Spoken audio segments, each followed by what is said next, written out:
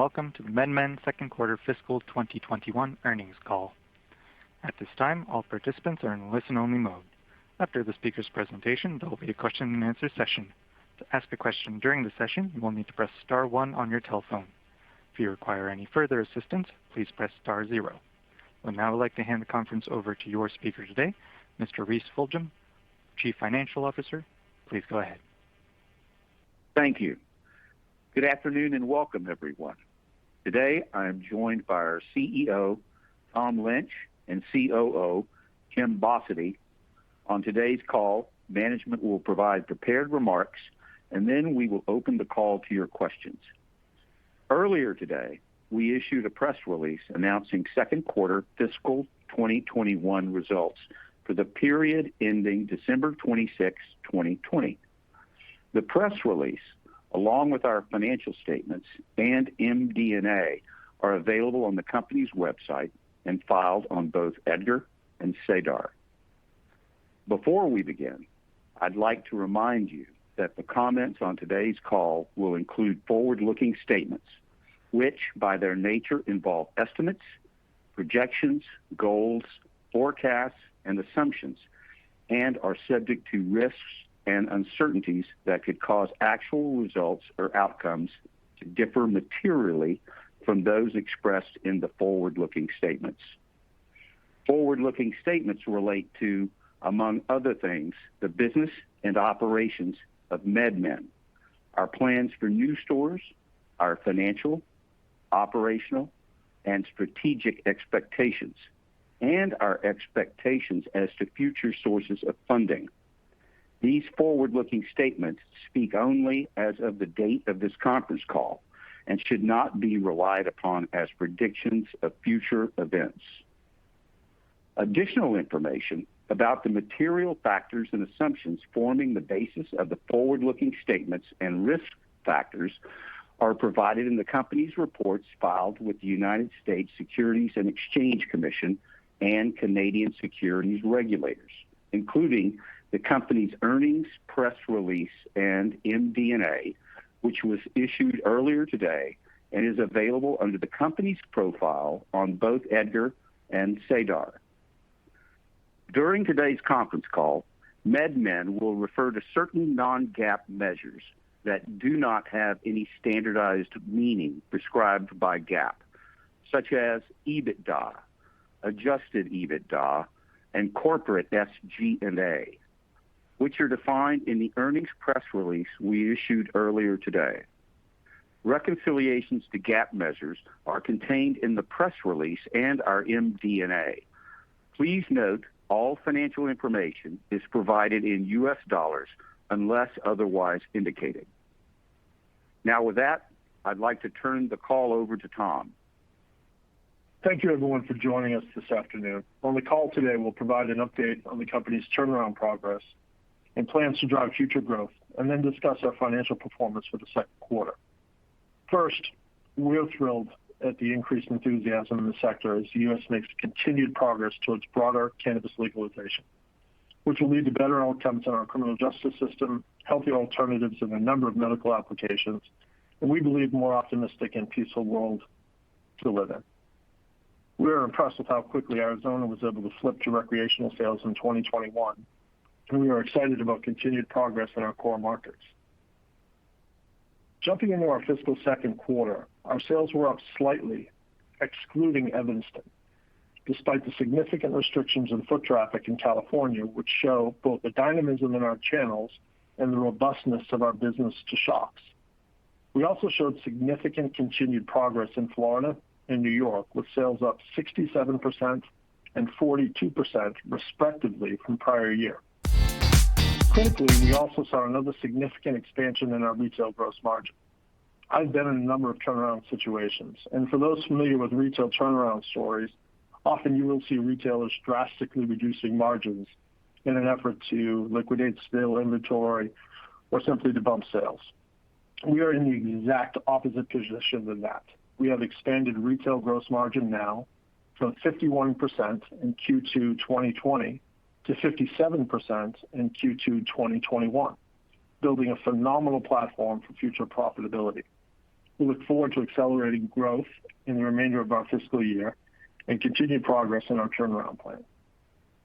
The core of the turnaround plan remains our four-wall economics. We continued our strong progress from the first quarter, with weekly same-store sales across the portfolio trending up over 3% before retail capacity in California was restricted from 50% to 35% and ultimately 20%. Still, we were able to hold the line for the quarter in sales and retail EBITDA, despite California taking an outsized COVID-related impact. During the second quarter, we generated $33.8 million in revenue, representing a 1.2% increase from the previous quarter, excluding Evanston. We were roughly flat with regards to adjusted retail EBITDA, and this was the second quarter in a row we achieved positive cash flow after tax across our retail footprint.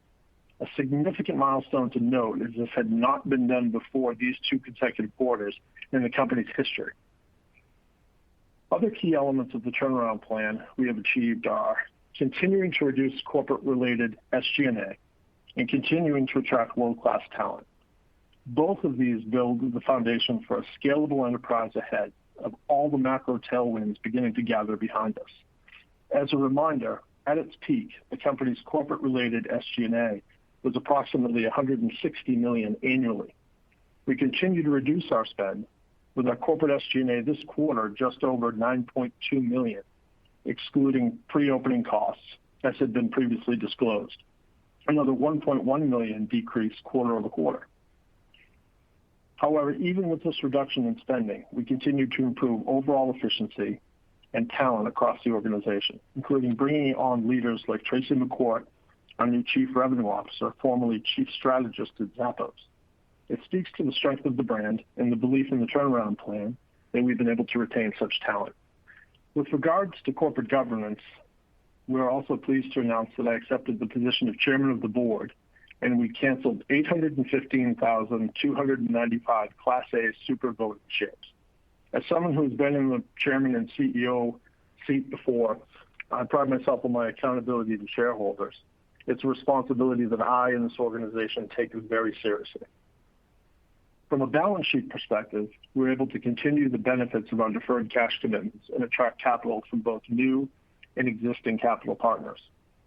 During the quarter, we also modified certain covenants for additional flexibility, further evidence of the belief our capital partners have in the long-term value of the business.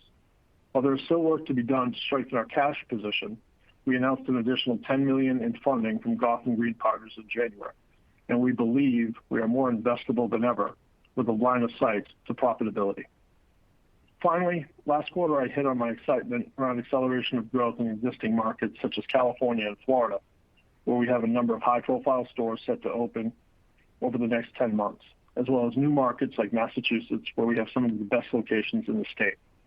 We've been slightly delayed in our Emeryville openings in California and our Collins Ave opening in Miami Beach, but we're hard at work to get those stores open in the next several months. We're on schedule for 2 openings in San Francisco, our 2 openings in Massachusetts, and our significant pipeline of openings in Florida on the back of our ongoing Eustis expansion. We believe we have the ability to open up to an additional 10 stores in Florida this year, and we view our growth strategy there as one of the most exciting opportunities we have, given our ability to open an unlimited number of dispensaries as we continue to execute in cultivation and manufacturing. We appreciate the patience and support of stakeholders as we continue to execute, and we strongly believe that patience will be rewarded with a bright future ahead of us. With that, I'll hand it over to Tim Bossidy, our Chief Operating Officer, for operations highlights. Thank you, Tom. First, I, like Tom, am optimistic about the durability of our model, which, as we mentioned in our last earnings call, we believe will be well positioned even with retail capacity restrictions in California. This is borne out in a way where we're even more excited for the future here at Medmen. It has also been fantastic welcoming Tracy and Reese to the team, and together with the rest of leadership, we are positioning Medmen for significant success this year. Our key KPI continues to be retail cash flow, which, again, stems from improving and removing complexity from our supply chain and our cultivation facilities, but materializes in our retail EBITDA. We will continue to find operating leverage in our controllable 4-wall costs and we will continue to drive gross margin gains. But the key focus for us now is driving additional revenue to our existing stores. Some of our key ongoing initiatives include continue developing the quality of our shelf in Florida. As Tom mentioned, we saw our same-store sales in Florida jump 67% year over year and 43% quarter over quarter. Not only have we focused on expanding our cultivation capacity, which we will touch on shortly, but we have continued to increase the quality of our flower production, with a recent COA showing THC levels of 28% with total cannabinoids over 32%. Even more exciting, in December we agreed to a licensing agreement with Bell Rock Brands to manufacture, distribute, and sell Mary's Medicinals and Dixie in our Florida stores. We expect to launch initial products, including topicals, transdermal patches, gels, and ingestibles in Florida with Medmen in the next few months, pending regulatory approval, with the balance of our portfolio coming online throughout the remainder of the year. We believe we are just scratching the surface of our potential in Florida and could not be more excited to partner with Bell Rock Brands. Next is investment in customer connection. We have significantly ramped up our investment in creating stronger links to the customer. This starts with the development of an enterprise CRM system, which we are now undertaking through a newly formed partnership with one of the top CRM providers in the U.S. This partnership will provide us with robust insights into our customer behaviors, enabling us to increase content relevancy and anticipating customers' needs to drive sales volume and purchasing frequency. The systems integration is set to begin within the next 30 days. We've also deepened our focus on localization, particularly in markets that were previously focused on tourism. In Las Vegas, we realized an 80% increase in email conversion, focusing on local messaging versus traditional last chance deals. Recently, in the Las Vegas market, we have reversed sales declines and are now seeing increases in weekly revenue. With regard to products in California, we have seen early results from our dynamic pricing model and have begun rolling out tests to increase velocity. And the 4 brands that we are testing, Golden State, Cannabiotics, THC Design, and Claiborne, we have seen significant lift, up over 20% in revenue. Our ability to test and analyze will only increase upon successful completion of our CRM implementation. The successful relaunch of Medmen Red in California has shown we also have the ability to launch a dramatically successful private label, which we will roll out to our other states and continue to grow in California. The relaunch in California is on track to exceed $1 million in revenue within its first 90 days, with specific strength in our pre-roll category, which is performing above expectations on an aggressive plan, as well as in our flower category, where we placed 3 Medmen Red flower SKUs into our top 15 overall since launch. Finally, as you can see in our financials, due to our turnaround plan and emphasis on operations, we have spent next to nothing on marketing over the past several quarters. Yet, measured through customers looking for our stores in our core markets, we are still the most sought-after retail brand in cannabis. We have maintained and improved our customer connection through execution. And as we progress in our turnaround plan and test the most effective uses of our marketing spend, as well as grow our capital allocation in marketing, we believe we are primed for significant acceleration, especially in delivery. Delivery is an opportunity we are underpenetrated in, and we are starting to make strides, even ahead of increased marketing spend. In part because of our cost efficiency and implementation of scheduled delivery, we were able to decrease our free delivery minimums to $49, and within a short order afterwards, saw transactions move up over 40% and delivery revenue move up over 20%. Turning to our main retail cost drivers, I'll discuss several initiatives that we were able to achieve during the quarter. Our gross margins expanded again in retail, despite our deliberately choosing to be more promotional during the holiday period and after the additional California restrictions were implemented. Quarter over quarter, we increased from 54% to 57% and up from 51% year over year. On the go forward, we will continue to improve from additional pricing in terms with our key vendors, as well as from the attractive margins we have started to realize with Medmen Red. In aggregate, our continued execution on our four-wall efforts has enabled us to achieve our second full quarter of being cash flow positive on an after-tax basis with an adjusted retail EBITDA margin of 17%. Next, I'd like to spend some time providing an update of progress in each market, starting with our recreational markets. As an update for California, we continue to push ahead with 2 new stores in San Francisco and our store in Emeryville, with our Emeryville opening currently targeted for April. In Nevada, we believe our focus on the local market, as mentioned above, will pay dividends, and we believe we will start to see a significant uptick in the coming quarters from a combination of a return of tourism, newly established vendor relationships, and a cultivation partnership that will allow us to scale the relaunched Medmen Red in Nevada as well. In Illinois, our Oak Park location continues to be the best performing store in the national portfolio in terms of revenue, and we have made significant progress towards our expansion both with that store and with opening a secondary license in that market in a location we view will be similarly attractive. In Massachusetts, we are also continuing our progress towards opening the 2 stores where we have been granted our provisional adult use licenses, with Fenway targeted for a summer opening. As we have mentioned before, we view Fenway as being one of the best locations in our entire portfolio.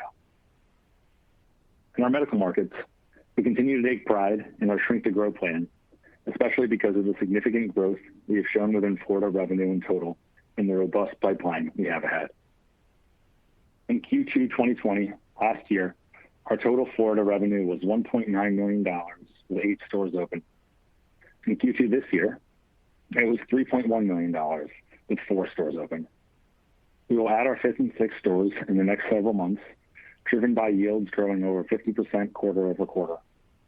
We also decreased our cost per pound by over $150. We are underway with our leases expansion project, which, as a reminder, will allow us to power up to 14 stores in calendar 21. In our other medical market, New York, we saw continued improvement in our 4 locations, driven by a deeper shelf and new vendor partnerships, as well as continued execution in our cultivation and manufacturing operation in Utica. As an update on our cultivation and manufacturing strategy in Desert Hot Springs and Mustang, during the first quarter, we announced we had landlord support to pursue partnerships in our 2 facilities. We hope to announce something shortly here. While finalizing agreements has taken longer than ideal, we believe successfully managing the complexity of these arrangements and the ultimate cash flow impact will be worth the wait. With that, I hand it over to Reese. Thank you, Tim. First, I note that for the second quarter, we are considered a U.S. domestic issuer under the rules of the SEC, and as such, our financial statements were prepared in accordance with U.S. GAAP. Also consistent with prior quarters, all the figures on today's call are in U.S. dollars. In addition, I'll refer to our top-line performance in terms of system-wide revenue, as we believe that this is the best representation of our economic progress. You can find further information on these financial measures in our MD&A for the second quarter. Overall, we continued progress from the last quarter, which was the best quarter in the history of the company in terms of revenue growth, profitability, and cash burn. System-wide revenue for the fiscal second quarter was $33.8 million, up 0.3% from $33.7 million in the previous quarter, excluding Evanston. Gross profit for the quarter was $17.9 million, leading to a gross margin of 53%, a 6-point increase over gross margin in the previous quarter. This increase is reflective of the fact we continue to make strong improvements to our gross margin due not only to the increases in retail margin, but due to increased operational efficiency in cultivation and manufacturing. Operating expenses for the quarter totaled $44.4 million, a 46% decrease from the $82.2 million in the prior year period. Within operating expenses, general and administrative expenses, which totaled $33.6 million, declined by 44% from the same period last year, and increase of 6% from the previous quarter. The reduction in general and administrative expenses was primarily driven by a significant reduction in corporate-related expenses, including payroll, professional fees, and deal costs. Our second quarter selling, general, and administrative expenses, excluding deal costs and stock-based compensation, totaled approximately $30 million, a 49% decrease from the same period last year and a 2% decrease from the previous quarter. Further, our second quarter corporate SG&A, excluding pre-opening costs, totaled approximately $9.2 million, a 66% decrease from the same period last year and a 10% decrease from the previous quarter. While there are other additional optimization opportunities, we believe our corporate infrastructure is now at the appropriate levels for both managing our existing asset base and supporting the growth we expect over the next 12 to 18 months. Turning to profitability, overall adjusted EBITDA loss for the quarter was $11.8 million, compared to $33.4 million in the same period last year, and $11.7 million in the previous quarter. As revenue continues to rebound from the early days of COVID, and as we move our cultivation and production partnership discussions at DHS and Mustang along, we believe there's a clear path to achieving positive EBITDA, especially considering the retail profitability we were able to achieve this past quarter, which I'll get into shortly. Overall, net loss attributable to shareholders of Medmen was $49.7 million for the second quarter, or 11 cents per share, compared to $41.3 million, or 2 cents per share in the previous year.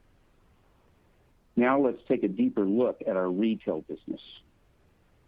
Retail revenue for the second quarter totaled $33.8 million, up 1.2% sequentially, adjusted for the Evanston divestiture. The relatively flat revenue was driven by our California footprint, which was on pace for a same-store sales increase this quarter over the previous quarter until mid-November, when we saw significant additional capacity restrictions due to COVID-19 in California. We believe this period, while challenging, has shown the importance of the flexibility in our model and the value we derive from our robust and efficient curbside pickup and delivery options. Our product assortment and quality has also continued to improve, and we are seeing this in customer feedback, increased web traffic, and of course, increased margin. Moving down to retail gross margin, we recorded our best quarter ever at 57% nationally.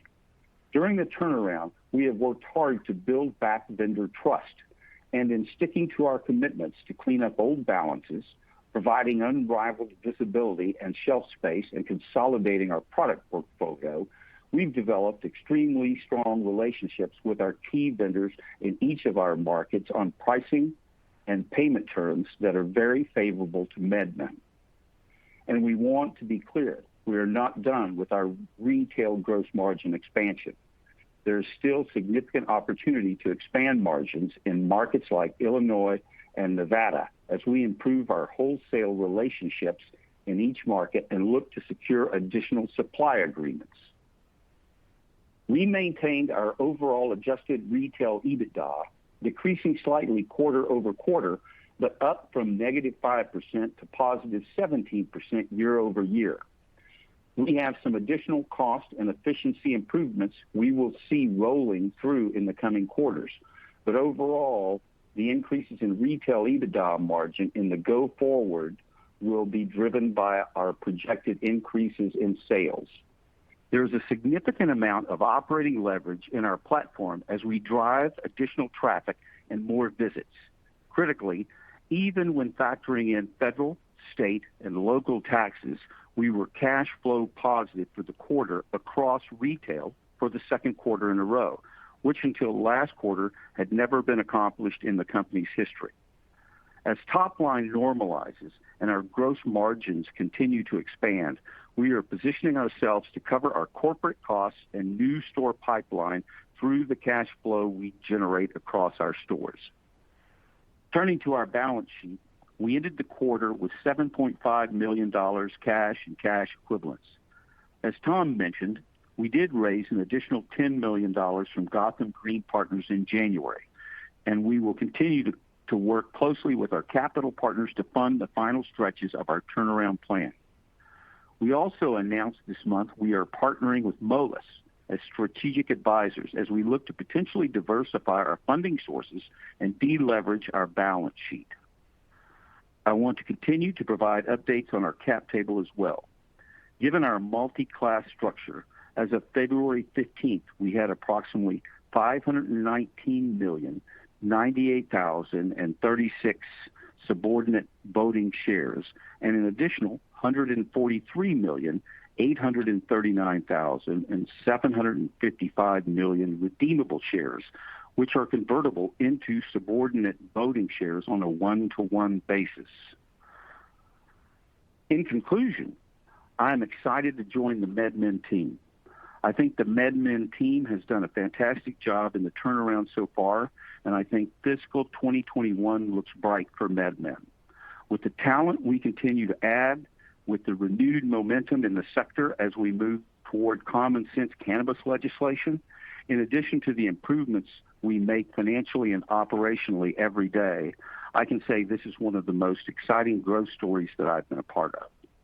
We are well positioned to grow our footprint and become profitable, and in so doing, provide even more patients and customers with the best experience in cannabis retail. We will now open up the call to your questions. Operator? Thank you. And as a reminder, to ask a question, you will need to press *1 on your telephone keypad. If you wish to withdraw a question, simply press the # key. We will pause for just a moment to compile the Q&A roster. Once again, to ask a question, press the *1 on your telephone keypad. This is Tom Lynch again. Thank you all for joining us today and listening to our presentation. As Reese said, this is an exciting story. We're very, very pleased with where we are right now, the trajectory. We hope that as COVID begins to loosen and restrictions begin to loosen, our traffic will increase and add a new element to our story. So we're very pleased to have this group here today to listen. And thank you again for your attendance. Look forward to speaking soon. And this concludes today's conference call. Thank you for joining. You may now disconnect.